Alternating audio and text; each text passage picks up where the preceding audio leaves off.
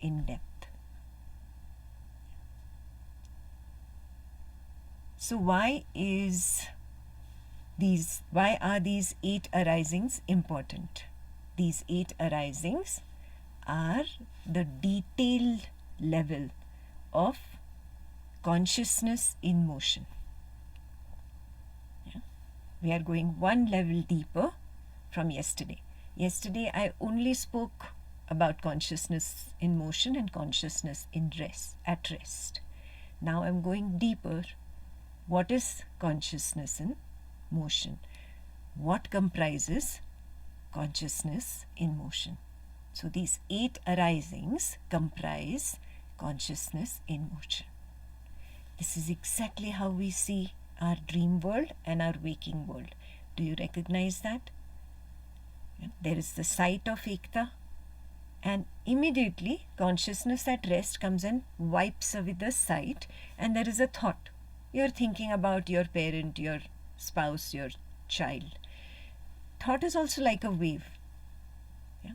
It is consciousness in motion. And immediately following the wave, there is the erasure of the wave, yeah? Which is consciousness at rest.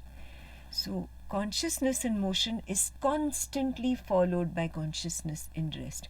As if on a blackboard, imagine a blackboard, and you're drawing a wave with the chalk, and you have an eraser, the duster, following the chalk. So as the line gets created, it gets wiped away. Do you recognize that? A thought arises and it's immediately getting wiped away. A feeling arises, it's immediately getting wiped away. Yeah? Do you recognize this duster? Do you recognize the wiper of the now? We've been talking about it since yesterday now. Yeah. This constant wiping away is the reason you cannot recollect everything perfectly.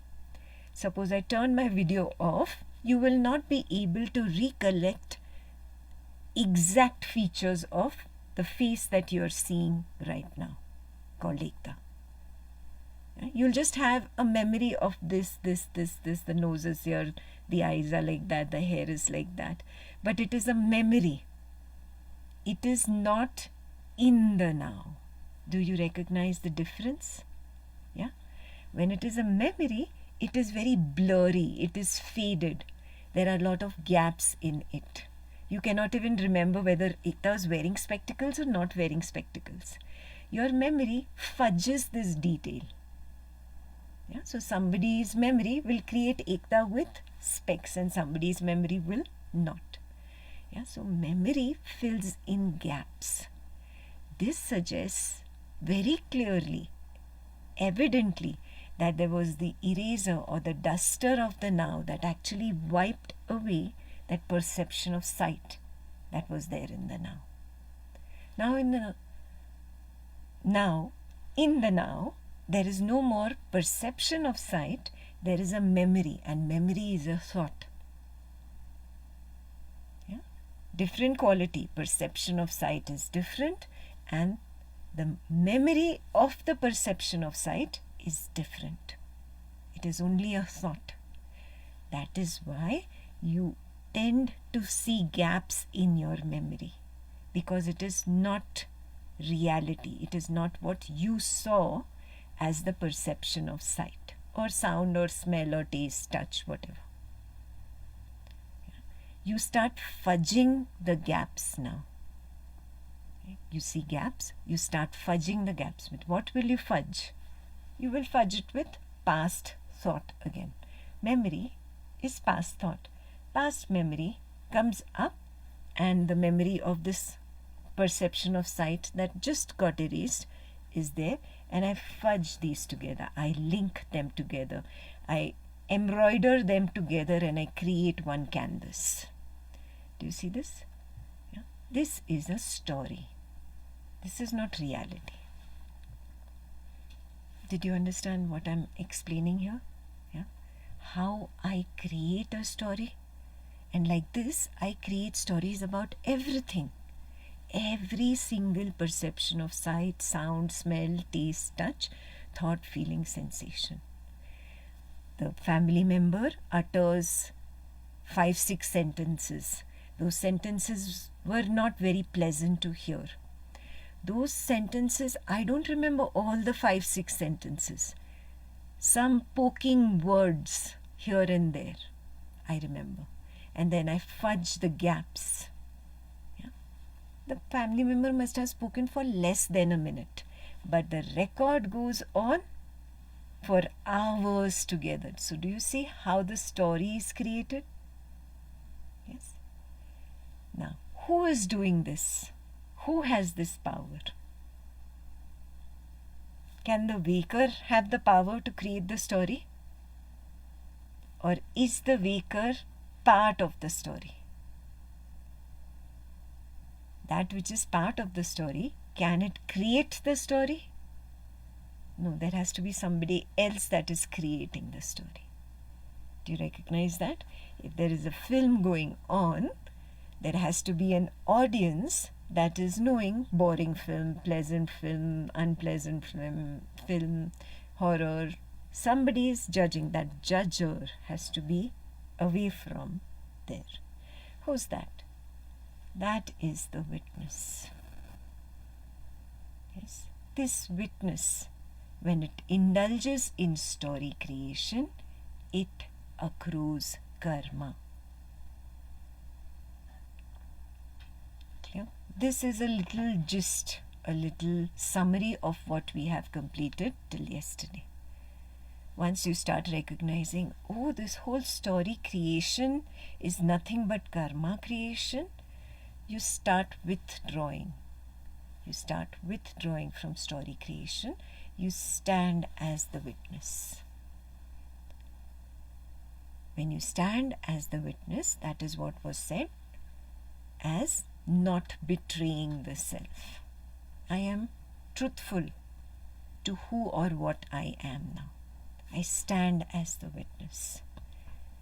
Yeah. Those who don't stand as the witness, those who love indulging in story creation, are bound to suffer here. And that's what you have been noticing. Oh, I know this knowledge, I have been on the spiritual path, but I have missed the step of being the witness. Do you recognize? Oh, that is why I am suffering. The family level, social level, office or financial level. Oh, I am suffering at one of these levels because I have not learnt the skill. I have not imbibed the skill of staying as the witness. I have betrayed myself. Yeah, so suffering will come only when you create karma. Yeah. When you learn to stand as the witness, karma leaves no trace, and hence there is no suffering. Clear? This is the summary of what we completed till yesterday. This is very clear to everybody? Yeah? Everybody attended, seriously made notes. Did you do the little homework that I gave you? Yeah? Did you recognize story creation is equal to sorrow, misery, unhappiness? Yeah? When I stay away from the story and I stand at a distance, do you recognize there is no sorrow? There is a quiet line of peace, equanimity, straight line.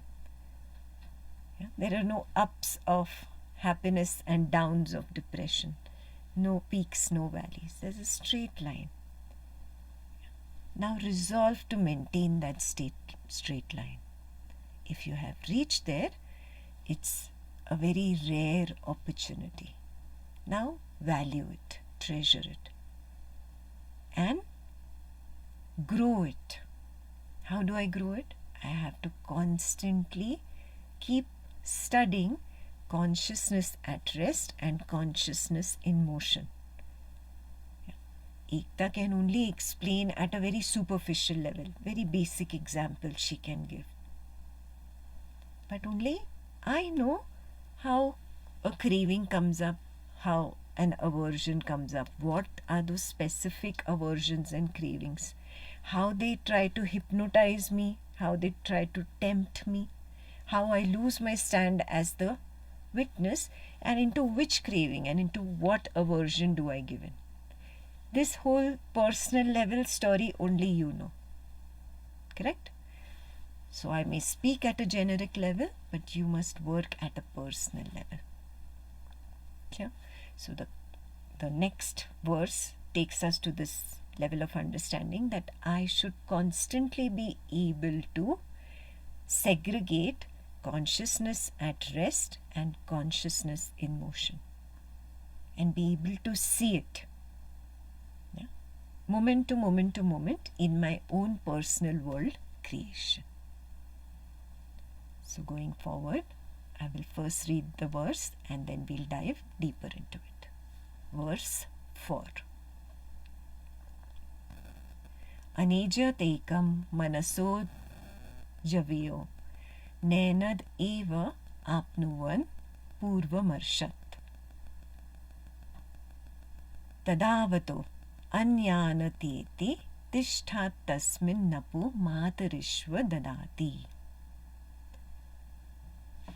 Motionless yet swifter than the mind, still it outruns the senses. Yeah? Motionless is talking about consciousness at rest. Do you recognize that? Yet it is swifter than the mind. Yeah? What is it talking about? What is swifter than the mind, and what is the mind here? All these 8 arisings that you see in the background, sight, sound, smell, taste, touch, thought, feeling and sensation, fall under the umbrella of the mind. Yeah? The witness consciousness, when it loses its stance as the witness, it forgets itself. It starts believing I am this waker and jumps into one of these arisings, whatever it is, sight, sound, smell, taste, touch, and says, I am seeing, I am hearing, I am doing this, I am the experiencer. When it jumps in, it has to be swifter than that which it grasps. Do you recognize this? Perception of sound appears and disappears. It's a quick wave. Yeah. That which needs to grasp this wave has to be swifter than it. Clear? Swifter means faster. Yeah, so it usually grasps the wave at the peak. Yeah. A thought sometimes is unknown when it is at the starting point of the wave. Sometimes you don't realize that you're singing a song. Automatically a song begins, but you have already missed the first 2 lines of the song. At the 3rd line you realize, oh, I'm singing the song. And there the I has grasped it and said, I am singing the song.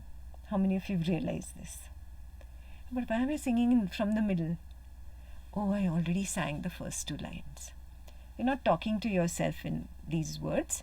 Ekta is expressing it in these words. You realize the thought after the first 2 lines. Yeah. It's not only a song. I just gave the example of a song because we connect quickly there.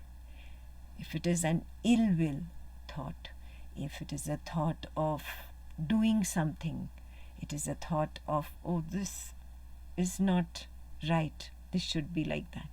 Any thought that comes, I notice it at its peak. This is the meaning of now studying consciousness in motion. Yeah? So there are different levels. First is the mind arising, that is coming of its own accord. I did not know that this song is going to come up. Do you realize this? First thing, it surprises me.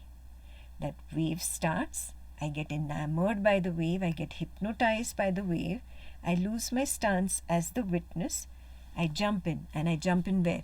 At the peak of the wave. I hold on to the thought and feel, see, brilliant thought, I am intelligent. There, doership has come up. But it is actually a lie. Do you see that now? I didn't even know that that thought was going to come up before it came up. Correct? if I don't know the thought prior to its arising, can I be the creator of the thought? Can I be the doer of the thought? No. Do you see it? If I were the creator of it, if I really were the thinker, then I would have known the thought is going to come now. I would have known it right at its beginning point. But I missed the beginning point of that wave. Yeah? I know it later, which means I was here, not there. I am not the thinker. I am the witness of the thought. How many of you have realized this on your own? Super. 10 on 10. Those who have not realized, we need to start working on this. We need to really dive deeper and start seeing, oh yes, the witness is swifter than the mind. Yeah, now I just gave an example of a thought and specifically a song. Please apply this to everything. A nasty feeling comes up because you were criticized or whatever. Unhappy, dramatic situation. An unhappy feeling comes up. Yeah? You did not know that this feeling is going to come up now. A thought could have come up now. Yeah? Or perception of the drama scene in the family could have come up now. So you don't know before the feeling arises. Yeah? This is what I was calling the first in yesterday's session. The first always surprises me. I never know which thought, which feeling, what sight, what sound, what smell, what taste, what touch, and what thought is going to come up. I never know. These are the firsts. The firsts, plural with an S. The firsts, they come as a wave, a quick wave. They are always unknown to the witness. Yet the witness fools itself, betrays itself, gets enamored by whatever, the pleasantness of the good arising or the unpleasantness of the bad arising. It gets enamored by it and it says, I am doing this or I am experiencing this. Yeah? Because it betrays itself, this creates karma. Yeah? In Sanskrit, this is called tad atma, to become one with it, to become one with the arising. My actual nature is motionless. Yet, when I want to fool myself, I become swifter than the mind. Do you recognize this first line of the verse? Yeah. Second line. My nature is still, stillness, absolute stillness. Yet, it outruns the senses. The smell of somebody cooking something, not even in this house, maybe in a neighboring house, that smell just comes. You did not know before the smell was going to come that it has come. Yeah? The smell comes and the I goes and attaches itself. Tadatma happens. I am the smeller. Can space smell? Isn't witness consciousness just like an infinite space? It is formless. It cannot smell. It doesn't have a nose to begin with. Yeah? So you see, this entire Tadatma is with lies. I can smell or I am smelling. And then the story. I dislike this smell. I like this smell. Oh, this smell is of this food. The neighbors are going to eat this. Blah, blah, blah, blah, blah. I'm giving you a very simple example. Yeah? Please apply at personal levels. This entire indulgence in the story is the chit-chat that you have allowed in the mind. And now that chit-chat has multiplied 100 times and now you call it stress. And to cure that stress, now you want to go to the doctor. You have started it. You have created all this drama. You are the one indulging in story creation. There's a very simple, straightforward technique to get out of it. Do not betray yourself. Stay at a distance. These arisings are nothing but the mind and the senses. They are programmed to sprout at a particular moment which I am unaware of. And they are programmed by who? Is there a devil out there who's trying to attack me? No, they are my own karmas created from the past which are now sprouting seeds. The seeds of which are sprouting now. My own karma. And how did I create? By the same story creation. I indulge in the story creation. I betray myself.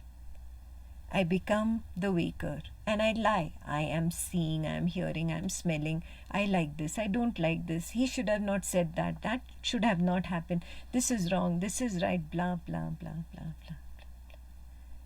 When this blah, blah is at a minimal level, you are entertained. When this multiplies 100 times, that's when you get a heart attack. Are you getting this? Yes? It's the same. It's just the scale.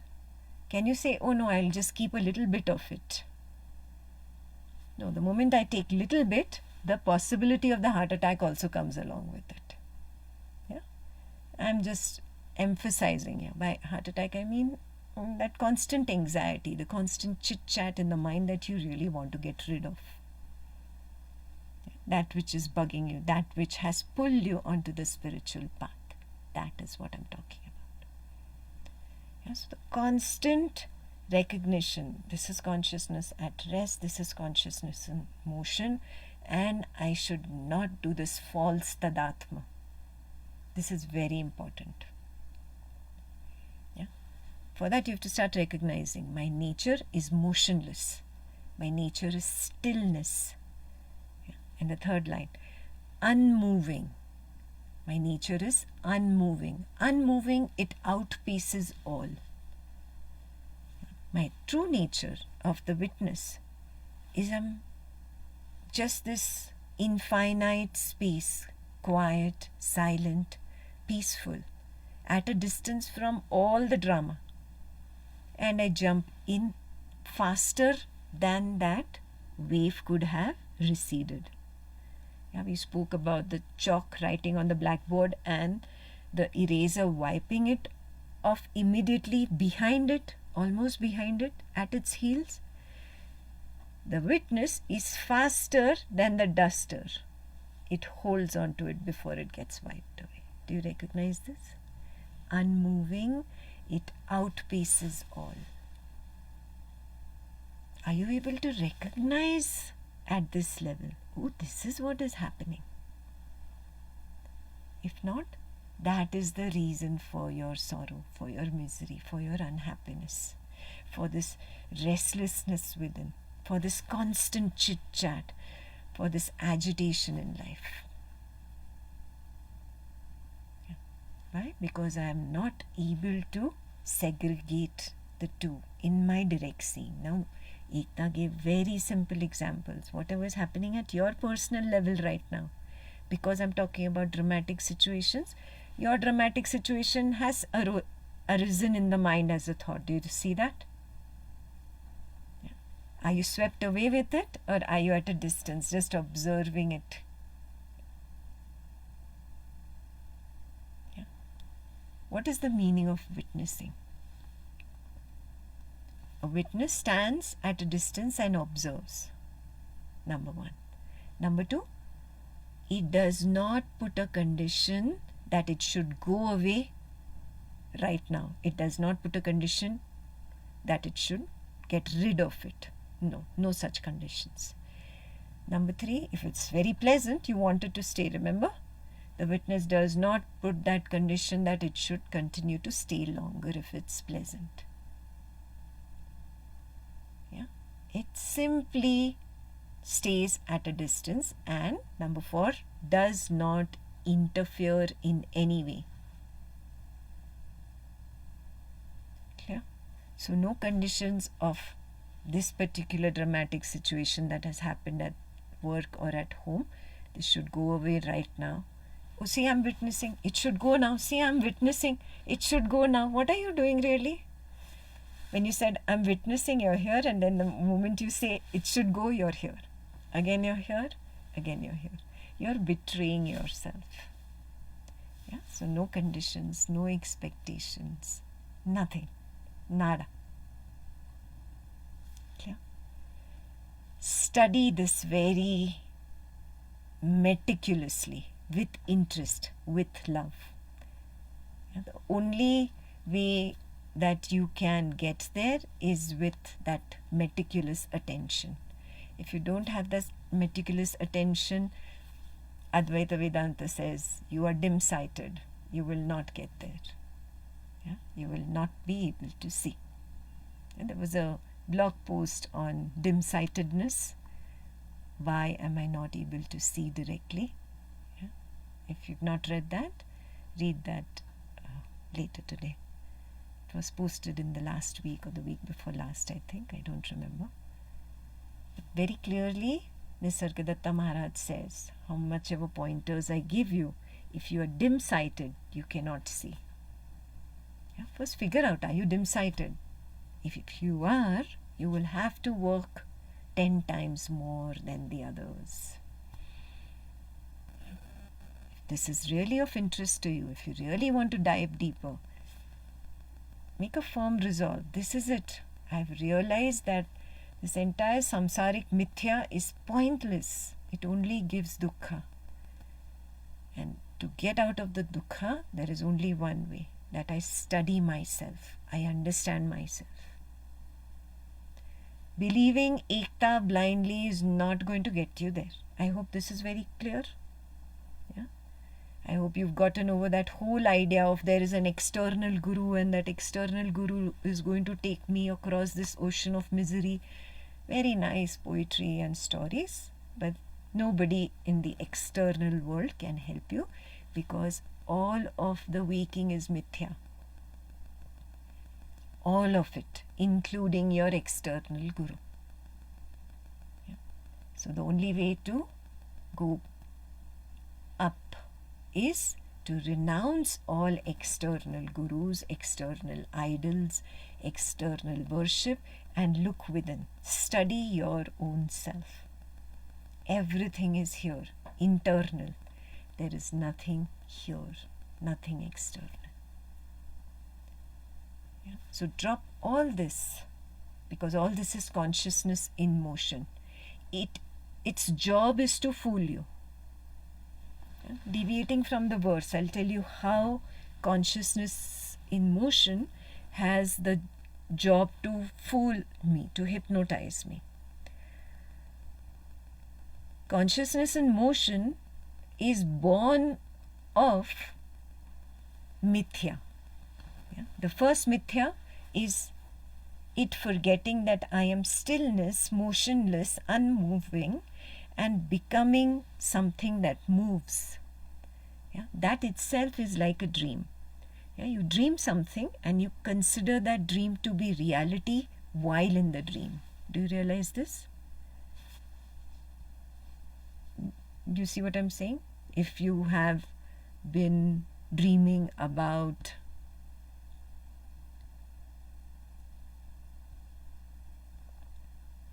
let's see what slide I find.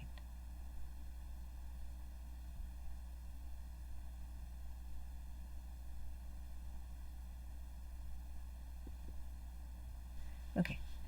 If you're dreaming that you are sleeping in the dream, yes, you really have this idea that the body, this waker, is sleeping. Look at the picture carefully. You've created a mithya. First story is that I am that waker and I, that waker, am sleeping in the dream.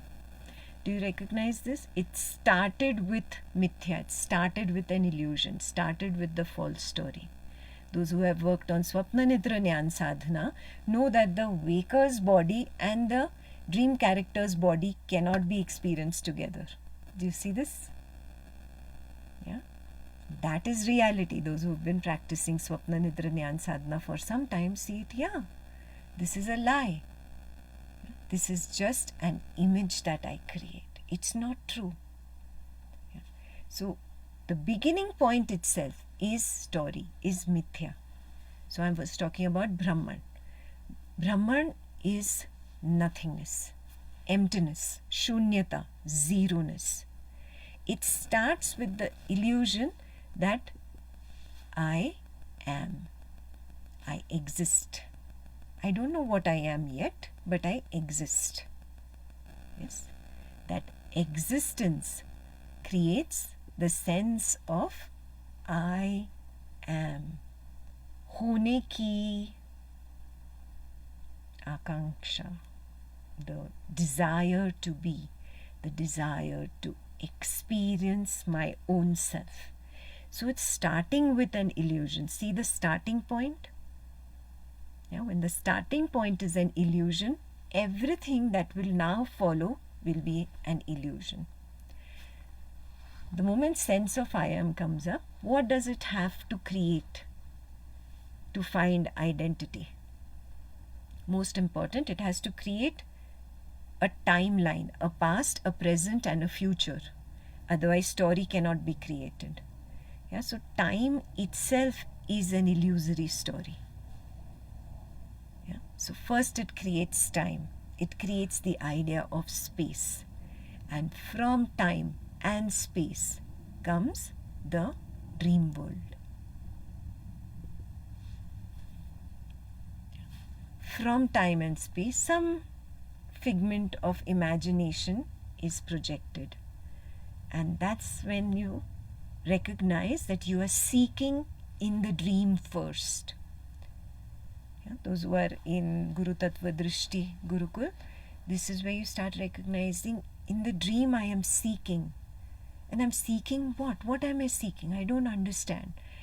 There is a dream, the dream collapses. There is a feeling of dissatisfaction, and then there is the projection of the next dream. And again there is a seeking going on in that dream. And then again that collapses, there is a dissatisfaction. Again there's a projection of the third dream. Like that we have multiple dreams. Seeking, seeking, seeking. There's something that I'm seeking for, but I don't know what. When I don't find it in multiple dreams, then finally I project it at the gross waking level. Yeah, so see, time was created, space was created, then figments of imagination were created, and when those didn't satisfy, the grossified, objectified versions of the same were created. But this also doesn't last longer than 16, 18, 20 hours. At the end of 20 hours, what happens? This entire waking identity, the so-called identity, collapses. It disappears. Yeah. And it disappears into what? Again I go back to trying to find it in my dream. I find nothing there, nothing there, nothing there. The dreams collapse. I don't like the gap. I'm not happy with the gap. Again I bring up another dream. And finally, there is an absence that is projected. If you look carefully at this circle, the circle has like the landscapes of a city. If you look carefully, the waking world is at the border. Yeah, do you see it? And the gap in the middle signifies the absence of the waking and the dreaming. Yeah? That is deep sleep. Deep sleep is only a blankness thought. Yeah? Vidyaranya Swami gave us this. This is his biggest contribution in the scripture called Panchadashi. He said deep sleep is also a tamasic vritti, a blankness thought. Because you get tired of seeking in the waking and dream and not finding anything, because you get dissatisfied, there is an aversion to waking and dream, and that aversion is the tamasic vritti, the blankness thought, the absence thought. Yeah. That is what is the deep sleep. Deep sleep is also nothing but a reaction to the waking and the dream. See how fast witness is moving.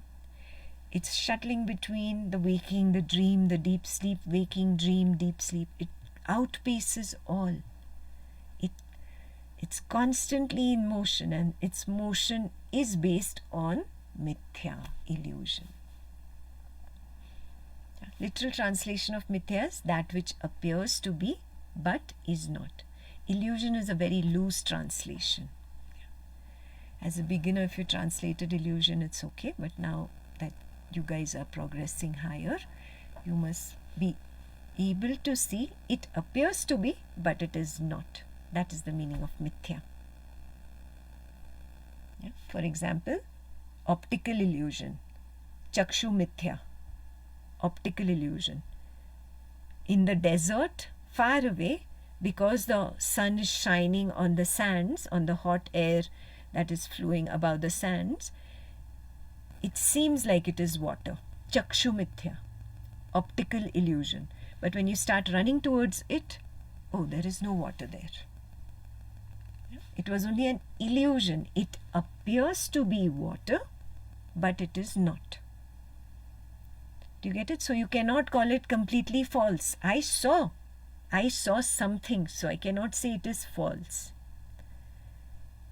That is why you must use the word mithya and not really the word illusion. It appears to be, but it is not. Now when you start seeing consciousness in motion very clearly, oh, waking and dreaming are constant seeking, and deep sleep is that aversion to that seeking, but in a hidden form it is also seeking. Aversion is also a seeking. And when you start seeing this entire drama, you have now established as Turiya, the fourth. Because you have to be able to see 1, 2, 3 to say I am the fourth, remember. You cannot just claim I am the fourth because Ekta says so, because the book says so, because Ramana Maharshi says so and I really love Ramana Maharshi. No, these are not good justifications. I see it. In my own direct seeing, in my Swapna Nidra Jnana Sadhana, I recognize waking and dream were just running. That was the outpacing all. The third line in the verse. It was outpacing all. Yes. Now I recognize deep sleep is also seeking because it is an aversion to the running. Now I recognize, oh, I am the fourth then. I am the fourth. That is the hidden one. The hidden one. By it the breath of life is spun, the silent thread, the hidden one. That's the translation of the last line. So that is the hidden one, the Turiya. This hidden one is the one that pretends to be the breather. I am breathing. That pretends to chant a mantra and say, see, I am the chanter. That pretends to do a rite or ritual and says, see, I am a pandit. That is pretending right now to be a good Advaitin. Are you seeing that? That hidden one, the fourth, needs to be discovered. Without that, you cannot progress higher on the spiritual path. You will only be lying to yourself. Yes, I listen to knowledge session. No, if you're not doing deep self-inquiry and you're not recognizing the difference between consciousness at rest and consciousness in motion, if you're not able to segregate, then you're not doing the right kind of work that is required. That's why most of the people who come to, most of the participants who join Gurukul drop Advaitam practices completely. Drop Dvaitam practices completely. What is Dvaitam? Dvaitam is anything to do with the body-mind person. If you keep confusing yourself that I am the body-mind when I'm doing a breathing technique and I am the witness in other times, you're giving two opposite ideas. These are contradictory. The witness is getting confused. Yeah? That is why people do not progress on the spiritual path, especially when they are deep into Dvaitam. So I suggest that you drop all Dvaitam techniques. Anything to do with the breath has got nothing to do with me. I do not breathe. I am the witness of the breath sensation that appears, speaks and disappears. I would suggest that you drop anything to do with chanting. Yeah. It's beautiful, the Sanskrit is beautiful, but chanting is not going to lead me to enlightenment. Yeah. No need to chant something hoping for enlightenment to happen. It's not happening because you have betrayed yourself, you have believed to be the waker, become one with the waker, there is Tadatma. You believe that you can chant, so you have speech, and you believe that you can hear the chant, so you are the hearer. There, to begin with only, you have started with mithya. Your spiritual path will not move ahead. You will be forever stuck there on Dvaitam level. And it's okay for people with mental illnesses, people with physical illnesses, people who do not have the critical reasoning to be able to separate consciousness at rest and consciousness in motion. Yeah. Nisargadatta Maharaj used sharp language, calling them dim-sighted in that blog last week that I'm talking about. Yeah. It's okay for them. They have at least something. Yeah. Because they cannot see the witness. But if you see that you are the witness and not the waker, that means you have the potential. Yeah. So ask yourself, do I have the potential? Do I really see that I am the witness of this waker?